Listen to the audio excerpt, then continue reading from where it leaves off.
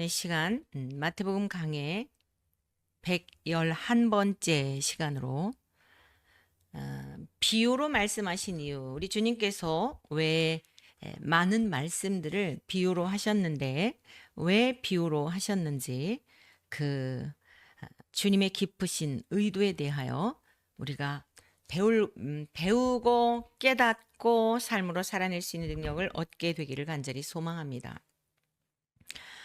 이제 이 시간부터는 마태복음 13장, 12장까지의 말씀을 다 끝냈고요. 13장 천국에 관한 비유의 말씀이 기록되어 있는데 1절에서 9절까지는 씨 뿌리는 자의 비유에 대한 말씀이고요. 그래서 네 가지 종류의 씨를 땅에 뿌렸다.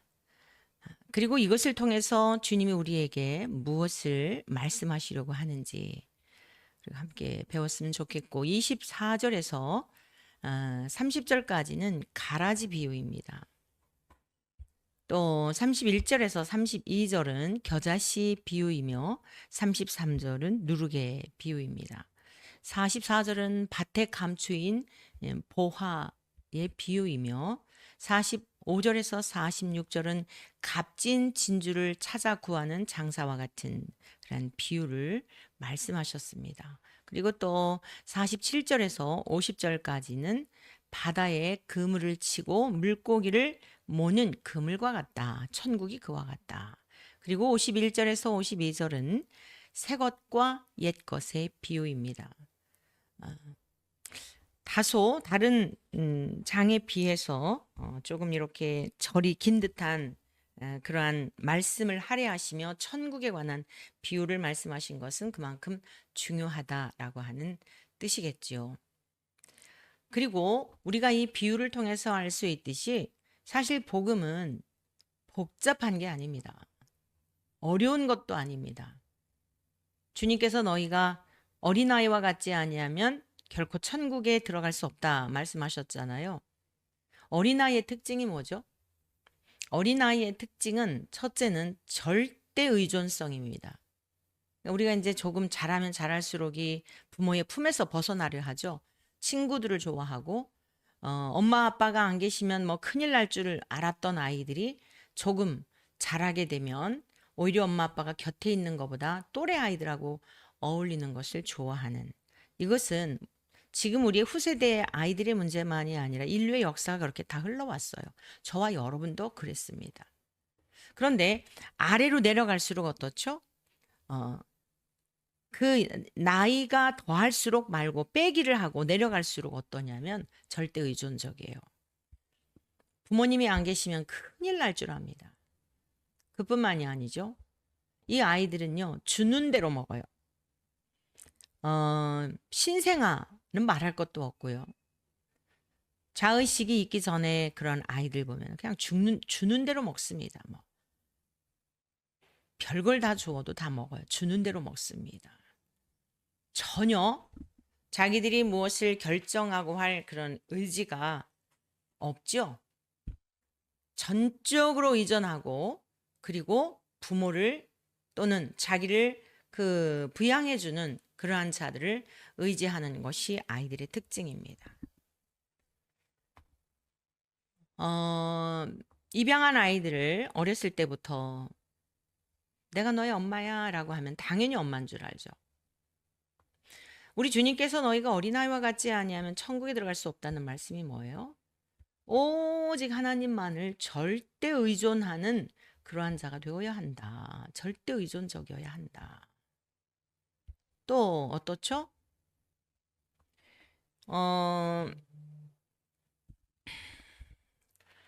아이들에게 있어서 음식을 주면 주는 대로 먹는단 말이에요. 근데 우리들은 어떻죠? 이게 진짜 이 말씀이 그런가? 하나님이 진짜 세상을 창조하신 게 맞나? 의심한단 말이죠. 그러니까 복음은 굉장히 단순하고 이 기록된 진리의 말씀을 통하여서 우리가 그대로 받아들이면 되는데, 세상의 사기꾼들한테는 잘도 당하면서 자기 꾀에 자기가 빠지는 거죠. 하나님의 말씀만큼은 죽어라 안 믿는 거야. 그래서 주님께서 그 마음이 높은 자들, 교만한 자들, 이러한 자들에게는 그 말씀이 들려지지 않도록 숨겨버리신 겁니다. 자, 복음은 간단하다. 아주 단순하다. 오늘 우리가 지금 비유에 대한 것, 천국 비유에 대한 여러 가지 내용을 배우게 될 텐데, 농부에게, 이 씨 뿌리는 비유는 농부에게 있어서 전혀 어렵지 않은 말씀이에요. 농부에게, 값진 진주를 구하는 장사와 같다. 상인에게, 또 바닷가에서 고기를 잡는 어부에게, 그 직업군이 어떠하든지 누구라도 알아들을 수 있게 말씀하신 거예요.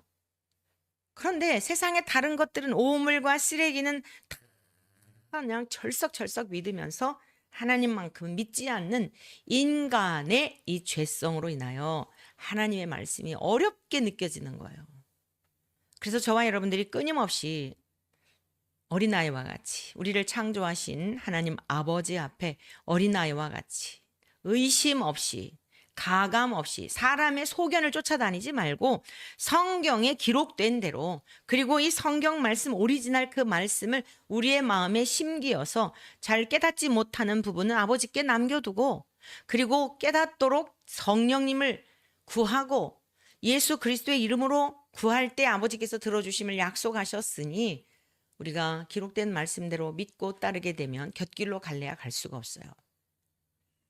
자꾸 성경보다는 사람의 소견을 우선시하기 때문에 이단이나 사이비 집단에 이상한 데 빠지는 거예요. 엊그제 그 광화문 광장, 저희가 기도하는 장소 있죠. 거기서 이제 또 기도하는 그 보혈 찬송이라나요? 그 하면서 그냥 그 기도 모임이 있어요. 이전에는 보니까 그렇게 숫자가 많지 않았는데, 이제 그 광화문에 그 집회하는 사람들 있죠. 거기에 모이는 사람들이 그쪽으로 이제 이렇게 오는 것 같아요. 다 같이 있었던 사람들이에요. 그걸 갈라진 거죠. 그걸 하는 걸 보니까요, 기가 막혀요. 진짜. 그런데도 그렇게 가서 그냥 그러는 거 보면, 아유, 답답해가지고. 그 인도하는 그분은 목사님도 아니에요. 변호사예요. 장로도 어떻게 해서 됐는지 모르겠어요.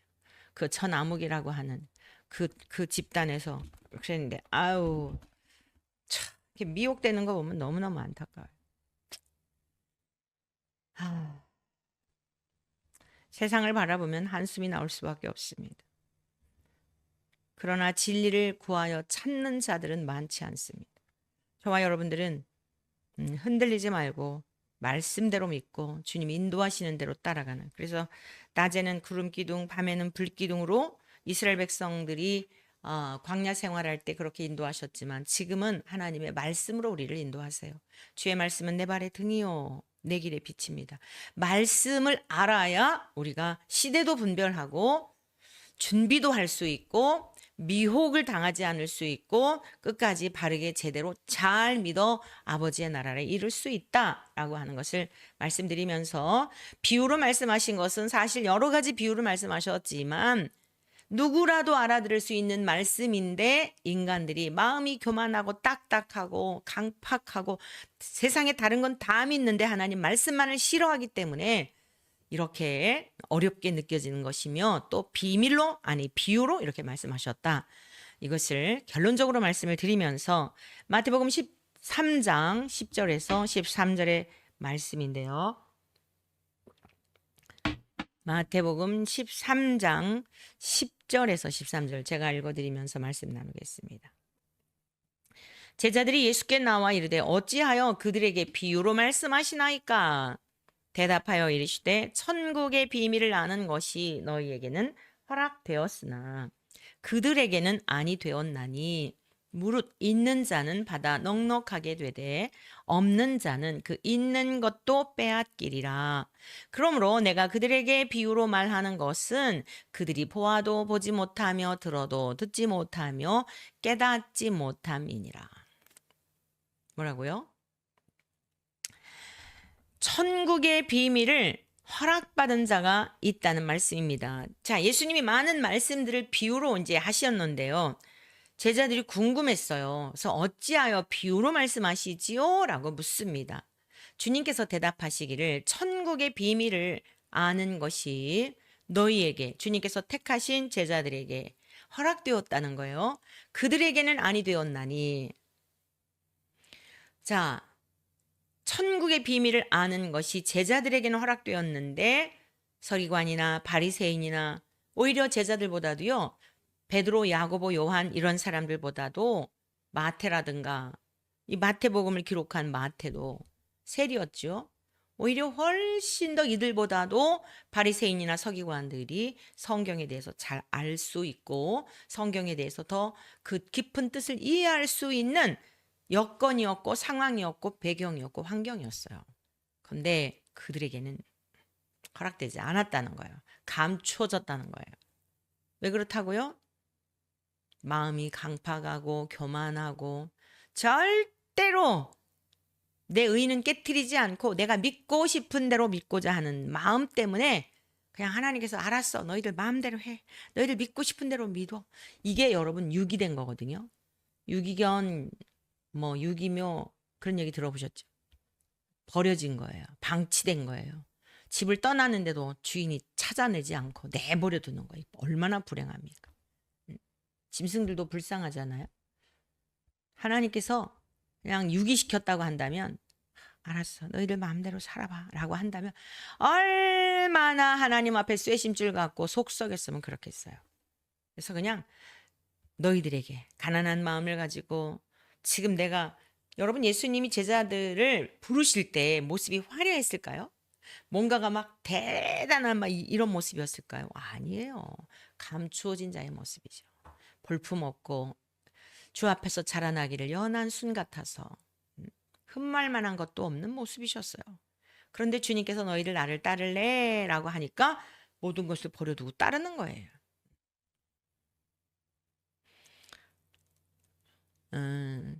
엊그제 우리 딸하고 이야기를 하는데 재밌는 이야기를 하더라고요. 제가 고등학교 졸업할 무렵에 피아노를 굉장히 갖고 싶었거든요.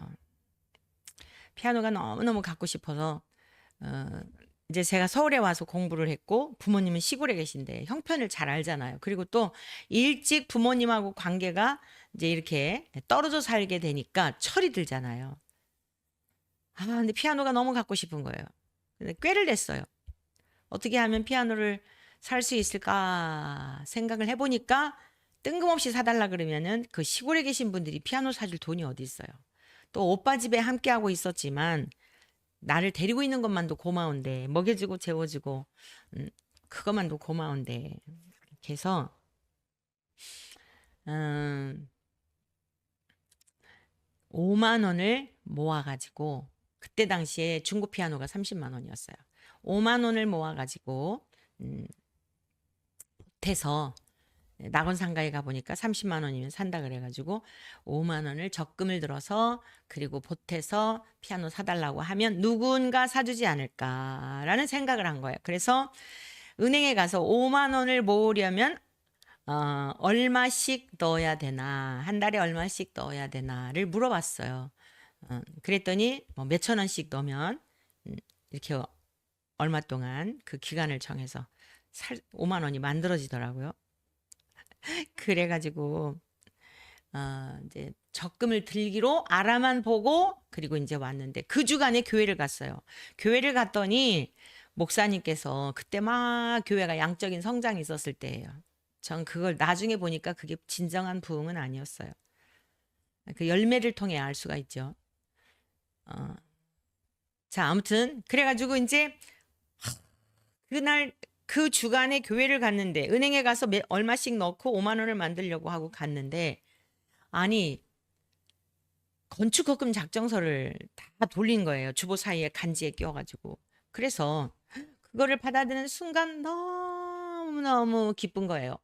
피아노 사려고 했던 그 돈을 매월 얼마씩 내려고 하는 돈을 이제 여기다가 헌금을 해야 되겠다. 교회에다가 건축 헌금을 해야겠다라고 하면서 막 작정서에 쓰는데 그렇게 기쁠 수가 없어요.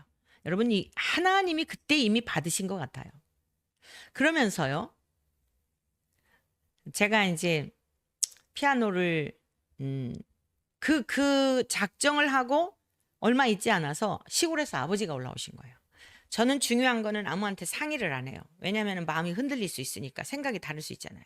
아무한테도 얘기를 안 했어요. 정말 저희 같이 사는 오빠, 언니 아무도 몰라요. 근데 얼마 안 있다가 며칠도 안 됐을 거예요. 아버지가 갑자기 올라오신 거예요. 온순아, 아니, 아버지 어쩐 일이세요? 그랬더니 온순아, 너 피아노 사줄까? 그러시는 거예요. 여러분, 그때의 그 충격이라고 하는 것은 맛본 자만 알아요.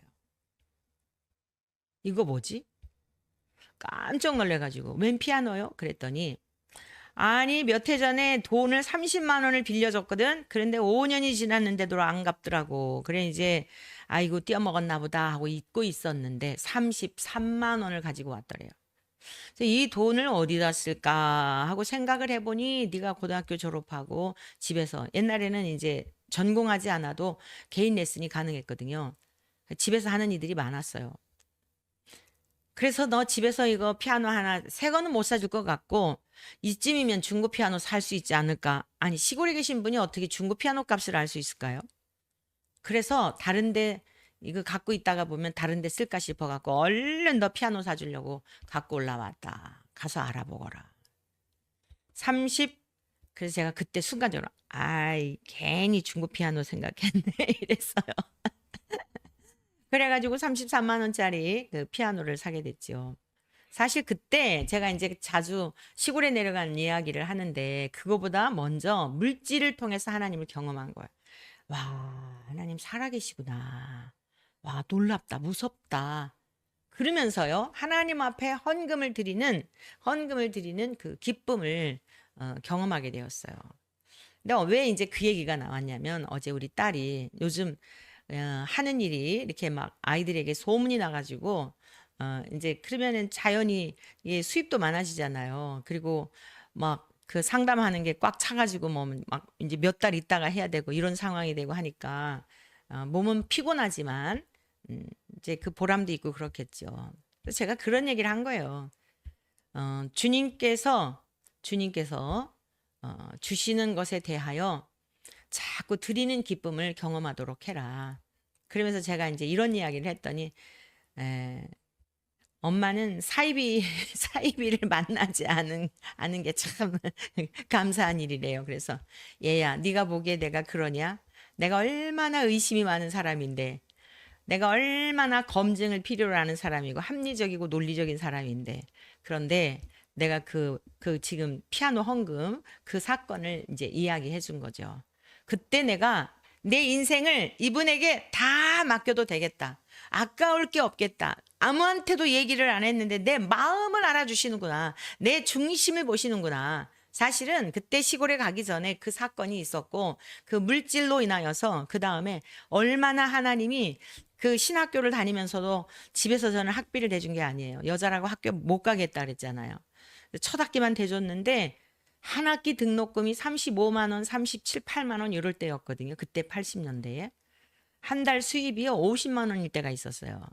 잠실 아파트에 막 소문이 나가지고 이틀에 한 번씩 가서 가르치는데도 4만 원, 5만 원씩 받고 이틀에 한 번씩 이렇게 격주로 하고 이제 이러다가 보니까 아무튼 엄청나게 하나님이 그래서 물질에 대한 개념이 없는 게 그냥 개념이 없는 게 아니에요. 하나님을 신뢰하고 하나님을 믿고 하나님께 맡겼더니 제 인생 길을 풍성하게 이제 우리 딸들의 이제 삶에 있어서는 워낙 이게 개척교회를 하다 보니까 어떤 그런 삶 너희들 계산해 보아라. 너희들이 무슨 뭐 공부 너희들이 하기 싫어서 그랬지 다 공부할 만큼 하고 하나님께서 다 지금까지 얼마나 넉넉하게 인도해 주셨는데 그건 다 욕심이야. 그 외의 것들은 이런 이야기들을 나누었던 거죠. 여러분 우리가 믿는 하나님은 그냥 맹목적으로 맹신하는 게 아니에요. 하나님은 모세를 부르시고 다윗을 부르시고 사도 바울을 부르시고 믿음의 그 수많은 선진들 여러분 이분들에게 그냥 맹신하라고 하신 분이 아닙니다. 하나님 되심을 하나님이심을 보여주시고 너 나를 믿을 수 있겠니? 라고 우리에게 인격적으로 대우해 주신 거예요. 여러분 하나님을 착각하시면 안 됩니다. 하나님이 얼마나 이성적이신 분인데요. 얼마나 냉철하신 분인데요. 공의가 뭐예요? 냉철한 거예요. 좌로나 우로나 우리는 막 사랑 때문에 감정에 치우쳐서 흔들리잖아요. 주님 그런 거 없어요. 칼 같으세요. 사랑은 완전하게 우리를 용납하시지만 공의는요 아주 칼 같습니다. 가난한 자라고 봐주지 말라 그랬어요. 뇌물을 받고 편벽되이 하지 말라 그랬어요. 어느 누구도 하나님의 그 공의로우심 앞에 변명할 수가 없습니다. 우리의 신앙생활이라고 하는 게 성경대로 믿으면요 냉철합니다. 냉혈적인 게 아니에요. 냉혈적인 것과 냉철한 것은 달라요. 판단력, 분별력 이런 것들에 있어서 명확합니다. 바보가 아니에요. 근데 하나님의 사랑과 긍휼하심을 입었기 때문에 타자에 대해서도 기다려주고 왜요? 과거에 우리의 연약한 그 시간들을 지내왔기 때문입니다. 이 바리새인이라든가 서기관들에게 있어서도 누구보다도 주님을 먼저 알아보아야 할 사람들이었어요. 그런데 오히려 배움이 없고 그냥 세상에서 하루하루 평범하게 살아가는 그들을 부르셔서 얼마나 놀라운 능력을 보여주시고 예수 그리스도께서 하나님과 동일한 능력이 있으심을 보여주시고 그러셨을까요? 여러분 인생을 살아가면서 감사한 것은 다른 데 있는 게 아니에요. 저와 여러분들이 하나님이 나의 아버지인 것이 믿어지는 것 이게 그냥 의심 없이 믿어진다면 이 하나만으로 여러분 정말 복을 받은 사람들이에요. 모든 게 다 아버지 거잖아요. 아버지 거 갖고 살고 있는 거예요. 안 믿는 사람들은 그럼 뭐 자기들 거 갖고 그 사람들은요 더 많이 은혜를 받고 있는 거예요. 하나님이 좀 이렇게 하면 깨달을까 싶어가지고 오히려 하나님이 택하신 백성들은요 고난의 풀무불 가운데 연단하세요. 안 믿는 사람들은요 그냥 못 깨달아요. 다 자기 의에 갇혀져서. 그래서 그들에게는 바리새인이나 서기관이나 자기 의에 갇혀 있는 이들에게는 허락되지 않았다라고 이렇게 말씀하셨습니다. 마태복음 13장 이제 앞부분으로 가보겠습니다. 1절에서 9절까지의 말씀 같이 보시겠는데 그날 예수께서 집에서 나가사 바닷가에 앉으심에 큰 무리가 그에게로 모여들거늘 네, 어디하고 비슷하죠? 예수께서 무리를 보시고 산에 올라가 앉으시니 제자들이 나온지라 입을 열어 가르쳐 이르시되 산상수훈도 굉장히 중요한 교훈집인데요. 오늘 본문의 말씀도 천국에 대한 교훈집이에요. 천국에 어떤 곳인지 누가 들어갈 수 있는지. 그냥 집에서 나가셔서 바닷가에 앉으셨더니 큰 무리가 수를 셀 수 없는 무리들이에요. 주님께로 모여든 겁니다. 예수님께서 배에 올라가 앉으셨어요. 온 무리는 해변에 서 있어요. 자, 이때는 마이크 이런 거 없죠. 뭐 음향 시스템 뭐 우리처럼 이렇게 뭐 스피커 갖고 가고 오늘 또 월요 기도회 하느라고 또 우리 정 목사님 아주 수고를 이 무더위에 낑낑대며 하실 텐데 여러분 너무 감사해요. 지난주에 우리가 이제 차량 때문에 오늘도 지금 차가 공장에 들어가 있는 상황인데 기도했더니 우리 성도님들의 마음을 감동해 주셔서 새롭게 또 좀 구입하는 게 낫지 않겠느냐라고 해가지고 하나님의 은혜 안에 새로운 차를 구입하게 되었습니다. 위에서 기도해 주시고 정말 온전히 하나님께만 영광 돌려드리는 우리들의 전적인 모든 삶이 되도록 귀한 일에 함께한 우리 사랑하는 성도들에게 주님께서 행하신 대로 갚아주시는 은혜와 복으로서 귀한 일에 선대하고 귀한 일에 함께하는 우리 귀한 성도님들의 삶에도 크신 은혜로 하나님께서 복을 이미 주셨고 또 앞으로도 귀한 일들을 감당할 수 있는 또 복을 주실 줄로 믿습니다. 네, 그래서 이게 지금 마태복음 13장 천국 비유장인데요. 제가 지금 천국 비유장이라고 말씀드리고 있는데 누가 딴 생각하신 겁니까? 우리 정 PD님께서 천국 비유장 지금 천국 비유장 말씀하고 있는 거예요. 마태복음 13장이. 그래서 집에서 나가시니까 많은 무리들이 이렇게 왔는데요. 오늘날과 같은 음향 시스템이 없어요. 근데 어떻게 그 수많은 사람들에게 주님께서는 목소리가 막 크고 막 무슨 막 무대에서 배우들처럼 발성 연습하시고 이랬을까요? 아니에요. 이 하나님이 세상을 창조하셨죠. 우리 주님도 그 능력이 동일하시죠. 그러니까 이 갈릴리 호숫가에 이 내륙 지방에서 부는 바람으로 해서 이 바다에서 부는 바람이 내륙 지방으로 이렇게 하니까 이게 에코 현상, 공명 현상이 있어가지고 조용하게 말씀하셔도 이렇게 소리가 다 무태 있는 이들에게 들려지는 너무 놀라운 신비 아니에요? 그래서 말씀하시는 거예요.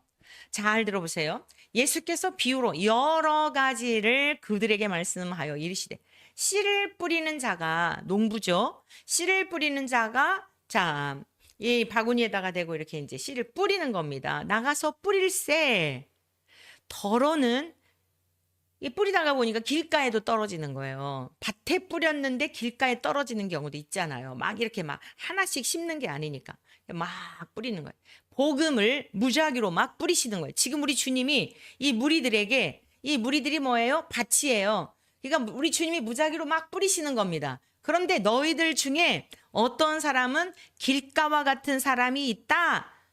조금만 생각하면 알아듣는다니까요. 어려운 게 아니에요. 이게 농경 문화에서. 근데 엉뚱하게 딴 생각하고 앉아있지. 또 예수님 따라다니면 뭐 먹을 것만 생각하고 있지. 멍 때리는 사람에겐 절대 무슨 소리인지 못 알아듣는 거예요. 그래서 말씀을 들을 때는 집중해가지고 들어야 합니다. 말씀을 들을 때는 아주 집중해서 들으셔야 돼요. 자, 이렇게 뿌렸는데 길가에 떨어지니까 당연히 자, 밭에 떨어지면 어떻죠? 그래도 농부들이 그 새들을 먹지 못하도록 막 쫓고 이러잖아요. 길가는 그게 아니잖아요. 그러니까 길가에 떨어짐에 새들이 와서 먹어버렸고 떨어지자마자 이거는 그냥 아예 뿌리를 내릴 기회조차 없는 거예요. 먹어버린 거예요. 더러는 흙이 얕은 돌밭에 떨어짐에 밭에 이렇게 또 돌들이 있잖아요. 밭은 밭인데. 그러니까 얕은 깊지 아니함으로 돌밭에 떨어짐에 흙이 깊지 않으므로 땅속에 들어가지를 못하는 거예요. 곧 싹이 나오나 해가 돋은 후에 타서 뿌리가 없으므로 말랐고 더러는 가시 떨기 위에 떨어짐에 가시가 자라서 기운을 막았고 더러는 좋은 땅에 떨어짐에 어떤 것은 100배 어떤 것은 60배 어떤 것은 30배의 결실을 하였느니라. 귀 있는 자는 들으라 하시니라. 그러면서 이 네 가지 천국 비유를 말씀하시면서 네 가지 비유를 말씀하신 겁니다.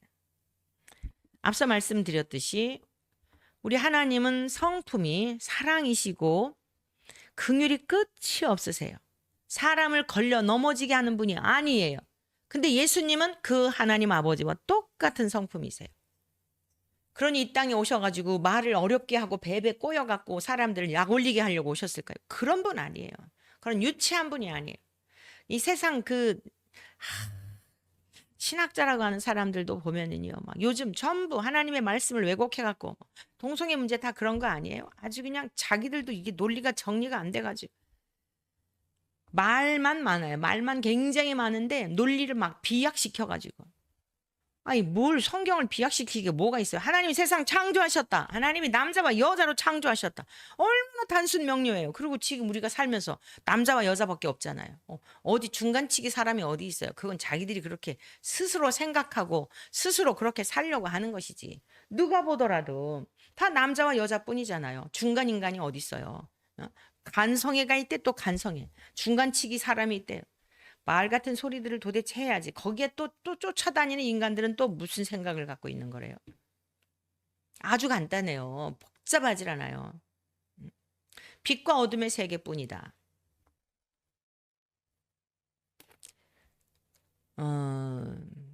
예수님은 보이지 않는 하나님의 형상이시라고 바울 사도가 골로새서를 통해서도 증언하고 있죠. 명쾌하게 증언하고 있죠. 바리새인이었어요. 바울이. 그런데 부활하신 주님 만나고 나서 그리스도인이 되었어요. 그리고 구약에 있는 말씀과 예수님이 하신 말씀과 예수님께서 행하셨던 행적들에 대한 모든 것들을 종합해 보니 와, 구약의 세상을 창조하셨던 하나님과 똑같은 분일세. 와, 그분이 아들로 이 땅에 오셨네. 자신을 낮추어서. 와, 그리고 내 안에 계시는 성령님이 이걸 다 깨닫게 하시네. 퍼즐이 맞춰지듯이 구약의 말씀과 우리 주님이 이 땅에 오셔서 행하셨던 모든 내용들과 증인들의 이야기들을 들어보고 이 모든 것을 보니까 이게 완벽한 거예요. 그래서 만물이 그에게서 창조되되 모든 세상 만물이 우리 주 예수 그리스도에게서 창조되었다라고 골로새서 1장에서 선포하고 있습니다. 하늘과 땅에서 하늘이나 땅이나 보이는 것들이나 보이지 않는 것들이나 또 세상의 왕권들 있잖아요. 이건 구약의 역사를 너무 잘 알죠. 바울은 구약의 역사 다 꿰뚫고 있죠. 근데 그 모든 왕권들까지도 모압 왕, 두로 왕, 에돔 왕, 여러분 이방에 있는 왕들까지도 하나님이 다 심판하시잖아요. 왜요? 이스라엘 백성들이 어려움을 당할 때 도와주지 않았다고 이방에 있는 나라들까지도 그러죠. 또 하나님께 영광 올려드리지 않았다고 이방 왕들을 다 막 그렇게 부귀영화를 누렸던 그런 두로 왕 같은 경우에 보세요. 에스겔 28장에 보면 그 막 저 뭐냐 무역업이 아주 성행했던 그러한 지역은 부가 따라오잖아요. 대단했어요. 이 에스겔 28장에 보면 두로 왕에 대한 그걸 보면 얼마나 하나님께서 많은 것들로 어? 복을 주셨는지 세상적인 복이죠. 그런데도 마음이 높아지고 교만하고 하나님을 영화롭게 하지 아니하니까 그냥 한 방에 훅 가잖아요. 그러니까 왕권들이나 왕의 권위나 권세나 권력이나 이 모든 것도 하나님께로부터 왔고 하나님을 위한 것이다라고 하는 것을 바울은요 구약의 모든 역사를 꿰뚫고 있었기 때문에 너무나 잘 아는 거예요.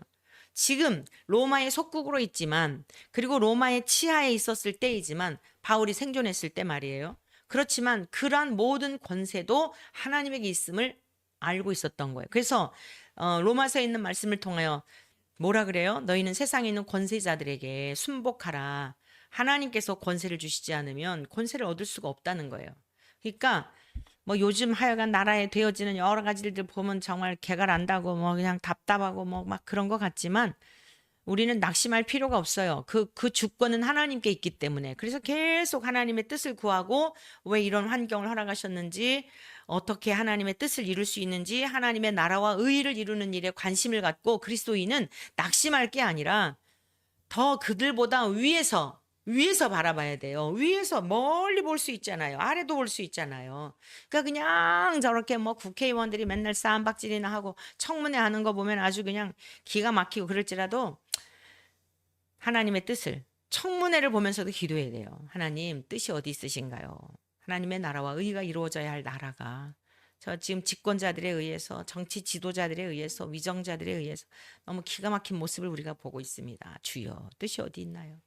또 파리 올림픽 보세요. 진짜 아주 기가 막혀가지고 이제 말할 가치도 없어요. 아주 세계가 다 망하기로 하나님의 심판받기로 작정한 것 같아요. 네. 그래서 이런 때일수록 어때요? 여러분 공부 잘하는 학생들은요. 우등생들의 특징이 있잖아요.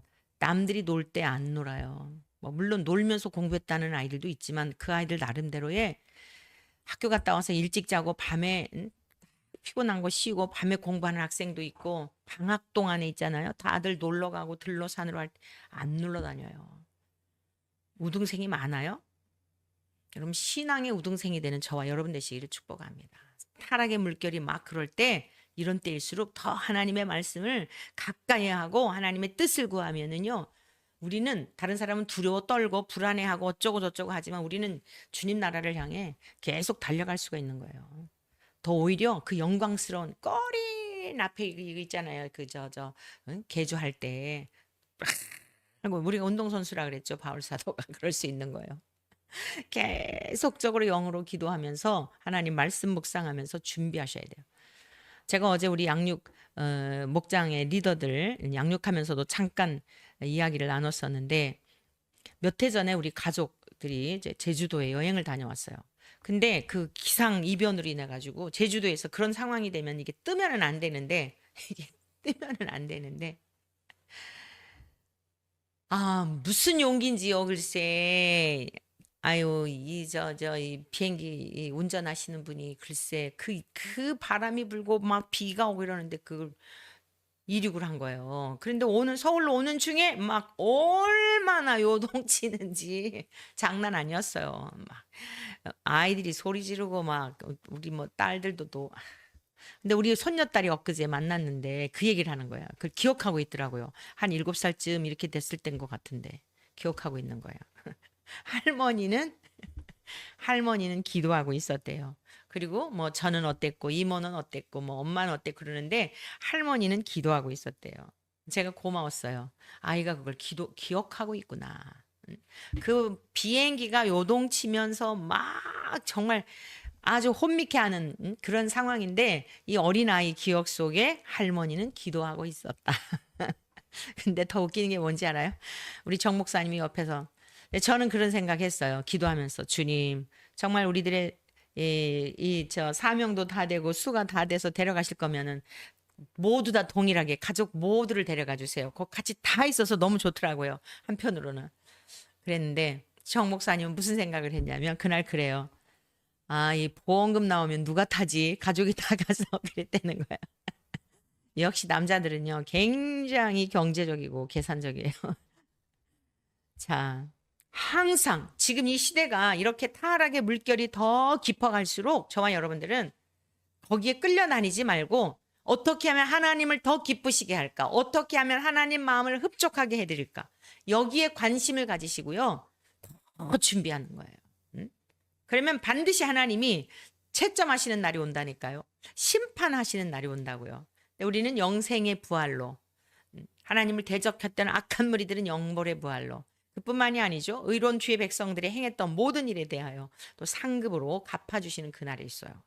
그래서 우리는 어떤 상황이어도 즐기고 감사하고 기뻐할 것밖에 없습니다. 바울 사도는 예수님을 목격한 자로서 또 예수님의 목격자였던 모든 이들의 그런 이야기들을 종합해서 들으면서 아 하나님과 동일한 능력을 가지고 계신 분이구나.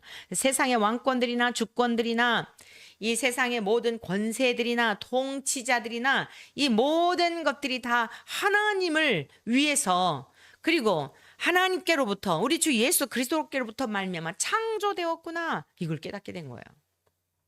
그래서 우리 예수님은 이 세상에 육체를 입고 오셨지만 만물보다 먼저 계셨다는 것을 그 구약에 다 예언돼 있잖아요. 이미 태어나시기 전부터 다 예언되어 있잖아요. 만물보다 먼저 계시고 만물이 그 안에 함께 섰구나. 이걸 깨닫게 된 겁니다. 여러분 이게 머리로만 아는 게 아니라 예수님에 대한 이런 인식이 있게 되고 이게 그냥 믿어질 때 얼마나 주님에 대한 경외심이 있겠습니까? 어떻게 말을 함부로 해요? 주님을 향하여. 어떻게 입에도 정말 상상할 수도 없는 그런 짓들을 할 수가 있겠습니까?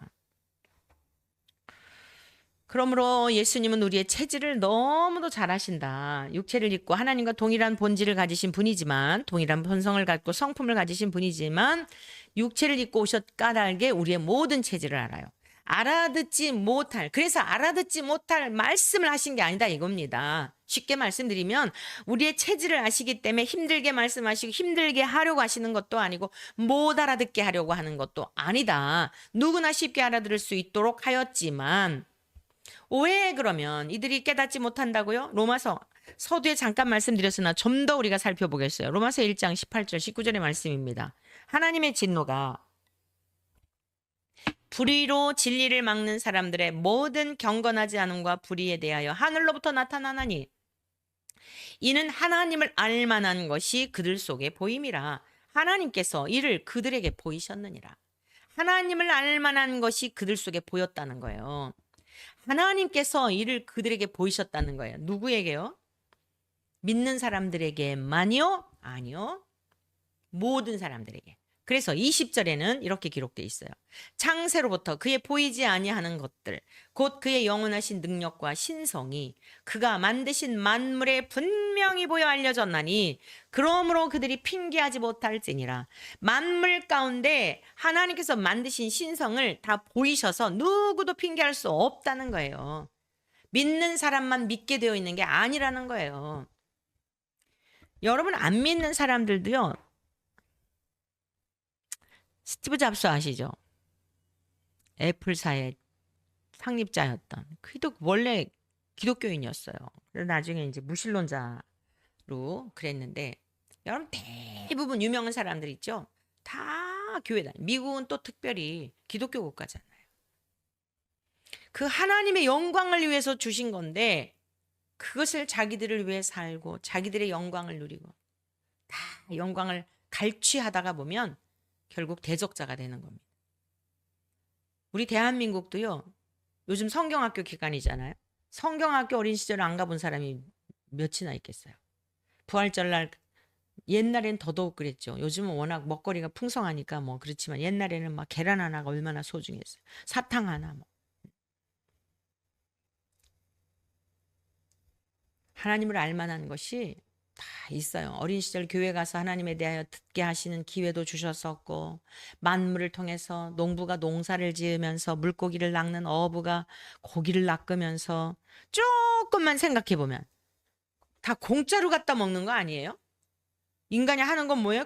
낚시하는 것밖에 없어요. 그물 던지는 것밖에 없는 거예요. 아무리 그물 던져도 물속에서 하나님이 그 생물들을 자라게 하시지 않으면 헛그물질하는 겁니다. 굶어 죽는 거예요. 농부들도 마찬가지. 씨 뿌려도 그 씨 뿌리는 것에 대하여 결실하지 못하게 햇빛도 안 주시지. 하루 동안만 온 세상이 빛이 없다고 생각해보자. 하루 동안이 뭐예요? 몇 분이래나? 그럼 모든 이 세계가요. 박테리아며 모든 것들이 막 득세하고 살 수 없는 세상이 되는 거예요. 안 믿는 사람들에게도 아무리 과학 뭐 어쩌고 저쩌고 하는 분들일지라도 하나님을 조금만 생각하면 하나님을 찬양하지 않을 수 없고 하나님을 높여드리지 않을 수 없는데 21절에서 23절 그런데 왜 그러냐?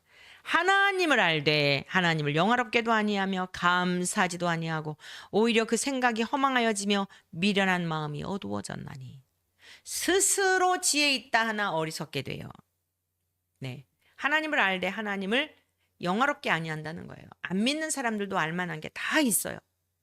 순간순간 양심을 통해서 또 이 자연을 보면서 누군가 옆에서 친족 중에 가족 중에 하나님의 이야기 들려주면서 다양한 방법으로 인간이 살아있는 동안에는 하나님이 포기하지 않고 계속 그들이 하나님께로 돌아올 기회를 주고 계십니다. 죽음은 끝난 거고요. 죽기 전까지는 다 기회를 주고 계세요. 믿는 사람에게만이 아니에요. 모든 사람이 구원 얻기를 바라시는 게 아버지의 사랑이에요. 그런데 스스로 지혜 있다는 거예요. 근데 하나님 편에서 보니까 어떻게 됐어요? 어리석게 된 거죠. 썩어지지 아니하는 하나님의 영광을 썩어질 사람과 새와 짐승과 기어다니는 동물 모양의 우상으로 바꾸어 버린 거예요. 다 좋은데 하나님만 싫은 거예요. 심지어 그냥 강아지도 그냥 적당히 좋아해야지 우상이 되면 안 됩니다. 뭐든지요. 하나님에게 매여서 전적인 하나님 앞에 우리가 정말 그분을 경외하고 여러분 우상이라는 게 뭔지 알아요? 두려워하는 것도 우상이에요. 두려워하는 것도. 죽을까봐 벌벌 떨고 내 몸뚱아리가 죽을까봐 벌벌 떨고 그럼 내 몸뚱아리가 우상이에요. 무서워서 하는 거, 무서워하는 거. 좋아하는 것만이 우상이 아닙니다. 좋아하는 것만이 아니라 두려워하는 것. 이게 경외심이거든요. 어떤 짐승이든지 어떤 형상이든지 어떤 관계든지 하나님보다 더 두려워한다. 하나님보다 더 사랑한다. 하나님보다 내 생각을 더 사로잡고 있다. 다 척결해야 될 것들이에요. 하나님 앞에 정리해야 돼요. 그래야 온전한 복을 하나님으로부터 하늘에 속한 신령한 복을 받게 되는 것입니다. 사도행전 17장 24절인데요. 그러면 기독교가 들어오기 전에는 어땠을까요? 복음이 들어오기 전에. 바울 사도가 이렇게 증언합니다. 우주와 그 가운데 있는 만물을 지으신 하나님께서는 그렇죠? 하나님은 이 세상 모든 만물을 지으신 분이니까 만물을 지으신 하나님께서 천재 주제이시니 모든 것을 다스리시고 모든 것을 관할하시고 주권하시는 그러한 주제이십니다. 손으로 지은 전에 계시지 아니하고 우리가 생각하는 이 성전 사람이 만들어 놓은 그런 거. 거기에 계시지 아니하시고 또 무엇이 부족한 것처럼 사람의 손으로 섬김을 받으시는 것이 아니니 이는 만민에게 생명과 호흡과 만물을 친히 주시는 이심이라. 오늘 우리가 숨쉬고 있는 것 자체가 하나님이 존재하신다는 증거이고 하나님이 얼마나 무한한 능력을 가지셨 있는가에 대한 것을 입증하고 있는 거예요. 누가 공기를 줘요? 의사들이요? 대통령이요? 마크롱이 줘요? 아니에요. 근본 프랑스 올림픽에서 그냥 우리 대한민국을 아주 작심하고 저렇게 우롱하고 있다고 하는데요. 뭐 여러 가지 또 뭐 내용을 듣고 보니 글쎄 검증된 건지는 모르겠는데 경제적인 어떤 이권 관계 이런 것 때문에 뭐 또 그렇다는 얘기가 또 있어요. 어찌 됐건 왕의 자리에 있으면 배는 게 없죠, 사람들이. 그 권력이라는 게 그렇게 무섭고 그렇게 타락할 수밖에 없는 거예요. 하나님 앞에서. 하나님 부족한 게 없는 분입니다. 어떤 공간에 갇혀 계시는 분도 아니에요. 무엇이 부족한 것 전혀 없어요. 인간의 생명과 호흡까지도 주관하시는 그런 하나님이신데 뭐가 부족하겠어요. 사도행전 17장 26절 27절의 말씀인데요. 인류의 모든 족속을 한 혈통으로 만드사. 그렇죠? 여러분이 그 아담과 하와 이후에 모든 인생이 거기서부터 이렇게 지금 다 퍼져 나왔잖아요. 또 노아 홍수 시대에 1차 심판이 있었지만 또 계속 그 맥을 이어서 노아의 아들들을 통해 가지고 계속 한 혈통으로 아담으로부터 말미암아 한 혈통으로 온 땅에 살게 하셨어요. 그리고 그들의 연대를 정하시며 거주의 경계 딱 이만큼은 미국 땅, 미국의 해안 뭐 어쩌고 다 나라마다 이 경계를 정해 너무 놀랍지 않아요? 한 경계를 한정하신 것도 너무너무 놀라워요. 바다까지도. 아니 그 바다가 다 거기서 거기지. 다 같이 물이 흐르고 있는데 여기를 넘어오게 되면은 뭐 또 침범했다느니 뭐 했다느니 막 그래서 사과 안 하면 전쟁이 일어난다느니 막 그러잖아요. 다 하나님 거예요. 하나님 거. 할렐루야. 다 하나님 거예요. 이는 사람으로 혹 하나님을 더듬어 찾아 발견하게 하려 하심이로다. 사도행전 17장 27절입니다. 그는 우리 각 사람에게서 멀리 계시지 아니하시도다. 각 사람에게서. 이 땅에는 모든 사람에게서. 28절입니다.